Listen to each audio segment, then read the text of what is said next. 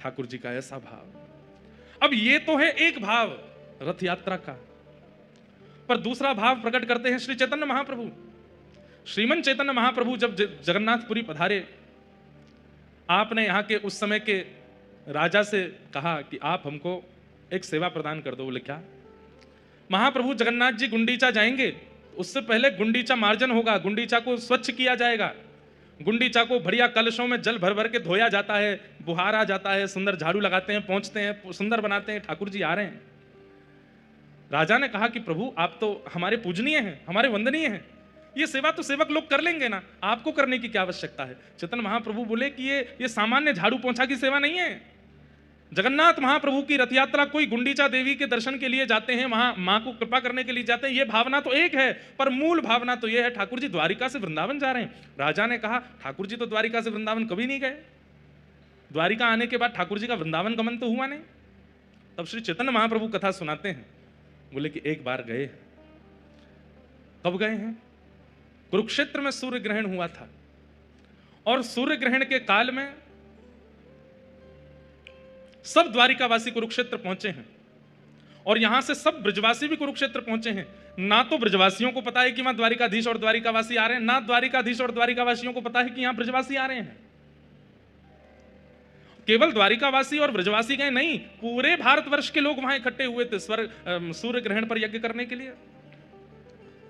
लेकिन जैसे ही सूर्य ग्रहण काल में वहां सब एकत्रित हुए, तब धीरे धीरे खबर उड़ने लगी, और उड़ते उड़ते ठाकुर जी तक पहुंची कि ब्रजवासी यहां आए हुए हैं। ब्रजवासियों का नाम सुनते ही, यहां आए हुए हैं सुनते ही, ठाकुर जी इतनी तत्परता से पूरी व्यवस्था में लगे थे। सूर्य ग्रहण में ऐसे यज्ञ होगा, ऐसे हवन होगा, ऐसे वेद पूजन होगा, पाठ होगा। लेकिन जैसे ही सुना कि ब्रजवासी आए, ठाकुर जी तो बलदाऊ दादा से, दाऊ दादा आप ही संभालो, अब मैं संभाल नहीं पाऊंगा। चिंतित हो गए ठाकुर जी। इच्छा तो हो रही है मैं कैसे भी ब्रजवासियों के सन्मुख पहुंच जाऊं, लेकिन एक कदम बढ़ाते ही ठाकुर जी रुक जाते हैं। बोले किस मुंह से जाऊं? मैया पूछेगी लाला इतने दिनान बाद आयो है तो कहा जवाब दूंगा? नंद बाबा मुंह को गोद में उठावे को आएंगे तो मैं किस मुंह से उनकी गोद में जाऊंगा?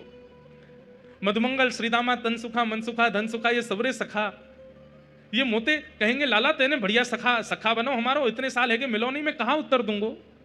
तो ठाकुर जी हर एक घड़ी बाद सोचते हैं कि अब मैं जाऊं ब्रजवासियों से मिलके आऊं, लेकिन फिर रुक जाते हैं, मैं कहां कहूंगा? सूर्य ग्रहण का समय आया, सुंदर स्वर्ण के सिंहासन पर ठाकुर जी को विराजमान किया गया। भारतवर्ष के कोने कोने से विप्रदेव आए हैं, कोई तुलसी अर्चन कर रहे हैं, कोई सहस्त्र कमल अर्चन कर रहे हैं, कोई पुष्प अर्चन कर रहे हैं, कोई रत्न अर्चन कर रहे हैं। सब ठाकुर जी के चरणों में, कहीं से तुलसी चढ़ाई जा रही है, कहीं से पुष्प चढ़ाए जा रहे हैं। पर ठाकुर जी उस समय केवल नेत्र बंद करके ये बार बार विचार कर रहे हैं कि मैं परमात्मा हूं, मुझे कृपा करनी है। लेकिन बार बार ठाकुर जी भूल जाते हैं कि मैं परमात्मा हूं, फिर सोचते हैं मैं तो लाला हूं। यहाँ ब्रजवासी बाहर डोल रहे होंगे, यशोदा मैया नंद बाबा यहीं कहीं आसपास ही होंगी। जोर से सुगंधी भीतर लेते हैं कि वायु में कहीं नंद बाबा की हृदय की, यशोदा मैया की हृदय की सुगंधी मुंह को आ जाए। यहां नंद बाबा को पतो चली कि द्वारिकाधीश आए हैं, हमारो लाला आयो है। नंद बाबा ने धीमे से जाकर के ये खबर यशोदा मैया को सुनाई। बोली अरे मेहर एक बात बताऊं? बोले कहा हमारो लाला कन्हैया वो कुरुक्षेत्र में है। ये सुनते ही यशोदा मैया तो उठ खड़ी हुई, नेत्रों से कम दिखाई देता है। कहा सुनी मैंने लाला कुरुक्षेत्र आयो है? बोले हाँ मेहर लाला कुरुक्षेत्र में। भाव विह्वल हो गई, हाथ पकड़ लिए नंद बाबा के। बोले मुझे एक बार दिखाए दो, मुझे एक बार मिलाए दो। अब यहां नंद बाबा संकोच कर रहे हैं। यशोदा 100 से भी अधिक वर्ष हो गए हैं लाला को गए भय, और मैं और मेरे तेरे हृदय को भाव तो है ही कि लाला से मिलना है, पर वास्तविकता तो अब सबसे छुपी नहीं है कि लाला मूल रूप में बेटा तो देवकी वसुदेव को है ना, और अब तो वो द्वारिका को राजा बन गए है। सब बाकू राजा महाराजा कह करके पुकारे हैं। हमने तो सुनी है 16,108 ब्याह है गए, बड़े बड़े राजघराने की कन्यांते वाको ब्याह भयो है। हम भोरे भारे से ब्रजवासी जामेंगे, हमको देख करके कहीं लाला को संकोच है गए हो तो कैसे जाएंगे? यशोदा मैया बोली यही संकोच को चिंतन करते करते जीवन निकल जाएगा। अरे मेरी एक इच्छा पूरी कर दो बस, अब पता ना कब प्राण चले जाए। एक बार लाला को, एक बार मेरे कन्हैया को मुंह को दिखाए दो। मैं देखना चाहूं लाला के नैन नक्श अब वैसे ही हैं, हाथ पांव वैसे ही हैं कि कछु परिवर्तन आ गया है। एक बार तो दिखाए दो। और श्री नंद यशोदा अति वृद्ध हैं, दोनों धीमे धीमे हाथ पकड़ करके जा रहे हैं, पूछते जा रहे हैं भैया ये द्वारिकावासी इनको शिविर कहां है? ये कथा श्री चैतन्य महाप्रभु सुना रहे हैं यहाँ के राजा को। और बता रहे हैं कि मूल रूप से रथ यात्रा क्यों होती है। पूछते जा रहे हैं द्वारिकावासी कहां है। जैसे ही द्वारिका के शिविर में पहुंचे और वहां तो असंख्य लोग नर नारी घूम रहे हैं और सब कोई माला जाप कर रहे हैं, कोई मंत्र जाप कर रहे हैं, कोई कोई आराधन कर रहे हैं, कोई देव पूजन कर रहे हैं, क्योंकि अब ग्रहण काल है। नंद बाबा जाके बोले भैया हमारो कन्हैया कौन से कमरा में है, हमारो कन्हैया कौन से शिविर में है, हमारो कन्हैया कहां बैठो है। द्वारिका के लोग बोले कौन कन्हैया। अरे हमारो गोपाल। बोले कौन गोपाल। अरे हमारो लाला। बोले कौन लाला। अरे तुम्हारो द्वारिकाधीश। तो ऐसे बोलिए ना, क्या आप कन्हैया बोल रहे हैं, गोपाल गोविंद क्या बोल रहे हैं। राजा धीराज महाराज गौ ब्राह्मण प्रतिपालक वसुदेव नंदन देवकी नंदन श्री कृष्ण चंद्र भगवान, ऐसे कहिए। अब हम तो भैया बोले को ना इतना लंबा चौड़ा, हम तो वृंदावन से आए, हम तो कन्हैया गोपाल गोविंद ही बोले, कहाँ हैं। अच्छा, उस सामने सभागृह है ना, वहां पर असंख्य ब्राह्मण देव उनकी अर्चना कर रहे हैं। आप लोग जाइएगा, कोने में खड़े होकर दर्शन कर लीजिएगा, अभी ग्रहण काल है, आराधना चल रही है, वहां पर विक्षेप मत कीजिएगा। नंद यशोदा बोले हाँ ऐसे ही करेंगे। ऐसी सभा थी, असंख्य लोग बैठे थे और दूर आकर के नंद बाबा यशोदा मैया पीछे खड़े है गए। नंद बाबा ने प्रथम दृष्टि में जैसे ही ठाकुर जी को देखा, ठाकुर जी की अवस्था 100 वर्ष के आसपास हो गई है, लेकिन ठाकुर जी का यौवन आज भी बाल कृष्ण की तरह है, आज भी वैसे ही कमल नेत्र हैं, आज भी ठाकुर जी के गुलाबी गाल हैं, आज भी अभी तक मुख पे रेशे प्रकट नहीं हुए हैं, ये दाढ़ी मूछ आदि अभी ठाकुर जी की आई नहीं है। रोने लगे नंद बाबा। यशोदा मैया बोली कहां भयो। बोले अरे यशोदा तुमको तो दिखेगो नहीं, लाला सामने ही बैठो है, मुंह को दिख रहा है। यशोदा मैया तो व्याकुल लगी, मुंह को लेके चलो, मुंह को समीप लेके जाओ, मैं देखूंगी लाला को। ना अभी मना करिए ना, सबने पीछे खड़ी रही। यहां यशोदा मैया थोड़ी हट करने लगी, जिद करने लगी, पीछे के लोग थोड़े से अव्यवस्थित जैसे हो गए, सब कहने लगे थोड़ी शांति रखिए, ठाकुर जी की आराधना चल रही है। और वो शांति कराते कराते कराते थोड़ी आगे तक आवाज आई तो भगवान के नेत्र खुले कि ऐसी अव्यवस्था कहां हो रही है। और जैसे ही ठाकुर जी ने नेत्र खोल करके पीछे देखा, 80 बरस के थे नंद बाबा जब लाला भय, आज कितनी अवस्था है ठाकुर जी की।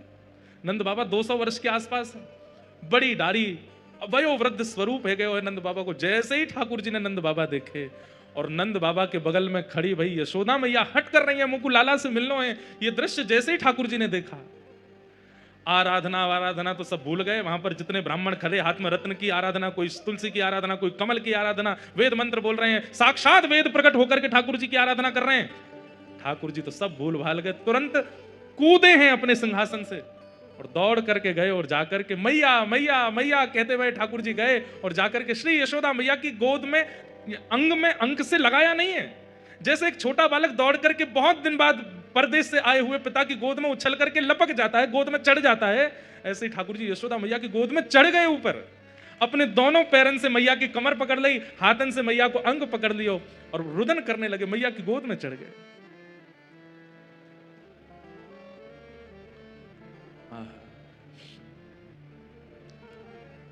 यशोदा मैया रुदन कर रही हैं।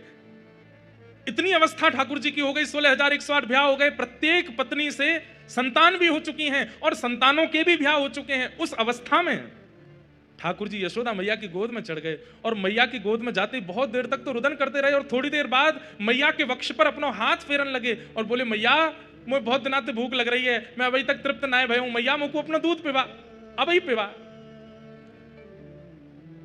अब द्वारिकाधीश नहीं है, अब वृंदावन चंद है। छोटे से लाला को जैसे गोद में मैया लेती है, ऐसे ही ठाकुर जी को लेकर के बीच आंगन में बैठ गई। चारों तरफ द्वारिकावासी देख रहे हैं, नंद बाबा खड़े हैं बगल में और श्री यशोदा मैया लाला को अपने पयोधर का पान करा रही हैं। 200 वर्ष की वयोवृद्धा यशोदा मैया ने जैसे ही अपना पयोधर ठाकुर जी के मुख में दिया, अपने आप दुग्ध प्रकट होने लगा और ठाकुर जी दूध पान कर रहे हैं। रुक्मणी जी घुटनों पर बैठे बैठे रुदन कर रही हैं। सत्यभामा, जामवती, जितनी सब भगवान की पटरानियां हैं, इस दृश्य को देखकर के कोई आश्चर्यचकित हो रही है, ये क्या देख रहे हैं हम। सबके कान में खबर पड़ी कि यशोदा मैया है। जैसे ही पता चला यशोदा मैया, सब द्वारिकाधीश, द्वारिका के लोग अपने अपने स्थान पर ही दंडवत प्रणाम करने लगे। यशोदा मैया की जय हो। यही है यशोदा मैया। दूर से दाऊ दादा को पता चली कि मैया आई हैं, दौड़ करके आए और बोले मैया मैं तो बचपन से ही कहता आया हूं, तुम यहाँ कन्हैया को ही ज्यादा प्रेम करो, आज भी वाकू अपना पयोधर पे बाई दी। और मैं, मैया ने तुरंत अपनी दूसरी गोद के लाला तू भी आ जा। और श्री दाऊ दादा भी लेट गए हैं गोद में और दाऊ दादा दूसरा पयोधर पान कर रहे हैं, दोनों मैया के पयोधर का पान कर रहे हैं। रेवती महारानी बलराम जी की पत्नी देखकर के वे भी रुदन कर रही हैं, सब भावुक हो गए हैं। यशोदा मैया के नेत्रों से प्रेमाश्रु झर रहे हैं, लाला के एक एक अंग को टटोल रही हैं। लाला का सिर कैसे है, केश कैसे हैं, कान कैसे, मस्तिष्क कैसे, नासिका कैसी, आंख कैसी, सब कुछ आज तक वैसा ही है जैसे वृंदावन में थे ठाकुर जी, कोई परिवर्तन नहीं हुआ।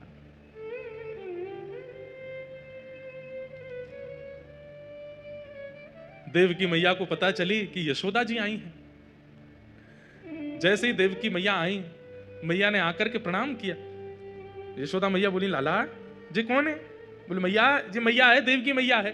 देवकी मैया नाम सुनते ही यशोदा मैया उल्टा प्रणाम करने लगी, चरण पकड़ने लगी। और चरण पकड़ने तो देवकी मैया संभाल रही, मैया जी कहा कर रही हो आप?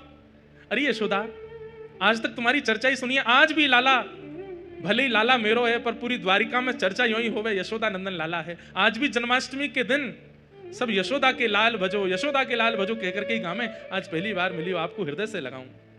यशोदा मैया बोली, मैं आपके हृदय से लगवे योग्य नहीं हूं, आपके चरणन की अधिकारिणी हूं। क्यों? ऐसा क्यों कह रही हो? बोली, या यशोदा के प्राण तो कब के निकल गए होते, या यशोदा के प्राण पखेरु तो कब के वैकुंठ पहुंच गए होते। अगर देवकी ने कन्हैया को जन्म देकर के वृंदावन नहीं पहुंचे होते तो यशोदा को अस्तित्व नहीं है। तो आपने कृपा करके लाला को जन्म दियो और जही लाला वृंदावन आयो, हमारो जीवन बन के, हमारो सार बन के, हमारो सर्वस्व बन करके आयो, हमें सर्वस्व प्रदान करवे के काज में आपके चरणन को प्रणाम करूं। और हंसी में यशोदा मैया कहने लगी, मैया तो आप ही हो, मैं तो लाला की धाई मां हूं। जैसे मैया की अनुपस्थिति में बालक की सेवा करे, मैं तो वो हूं। ये सुनकर के देवकी मैया रुदन करने लगी। यशोदा जी से बोली, मां ऐसे मत कहो, आप पूरे द्वारिकावासी से पूछ लो, लाला आपसे कितनो स्नेह करे। नंद बाबा की गोद में चढ़ गए ठाकुर जी। ठाकुर जी मानो जैसे बिल्कुल बाल अवस्था में आ गए हों, अब बिल्कुल द्वारिकाधीश जैसी लीला नहीं करने। द्वारिका के लोगों ने कभी ठाकुर जी को ऐसे देखा ही नहीं, कभी यशोदा की गोद में, कभी नंद बाबा की गोद में, और यहां दाऊ दादा जिनसे सब डरते हैं।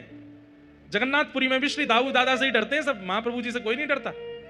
वो दाऊ दादा भी आज इतने बालवत अपनी क्रिया कर रहे हैं।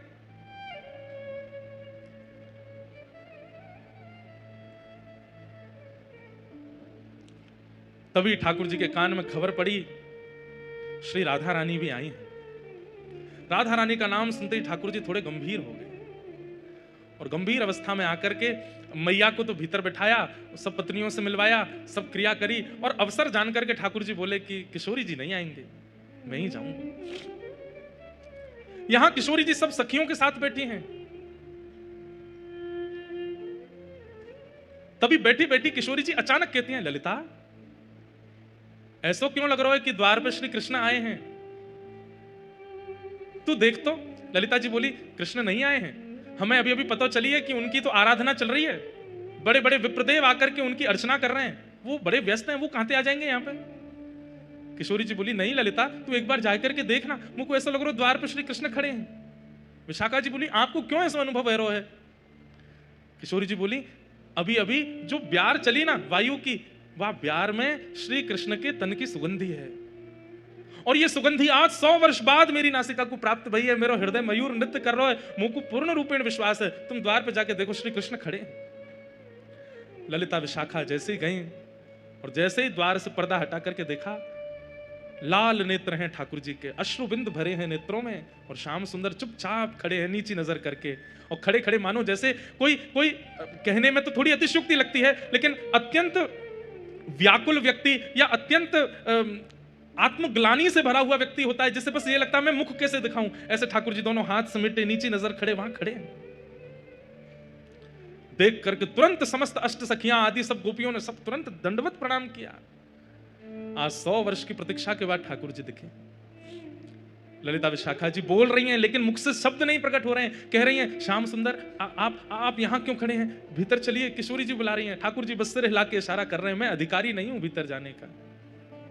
यहां भीतर किशोरी जी व्याकुल हो रही हैं और बार बार बस यही देख रही हैं, इतना समय, इतना विलंब क्यों लग रहा है, क्यों नहीं आ रहे हैं श्याम सुंदर?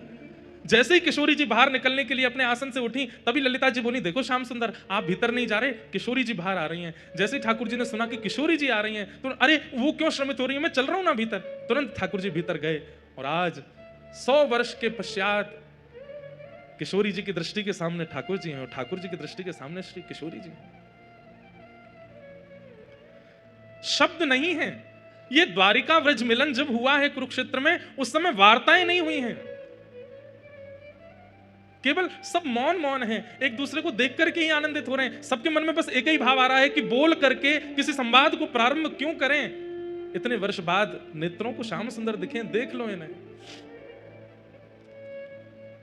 ठाकुर जी किशोरी जी के चरणों में बैठ गए और चरणों में बैठ करके कहना तो चाहते हैं कि मुझे क्षमा कर दो, लेकिन कह नहीं रहे हैं। केवल हाथों से जब चरण स्पर्श किए तो स्पर्श मात्र से किशोरी जी को यह अनुभव हो रहा है कि ठाकुर जी क्षमा प्रार्थना कर रहे हैं।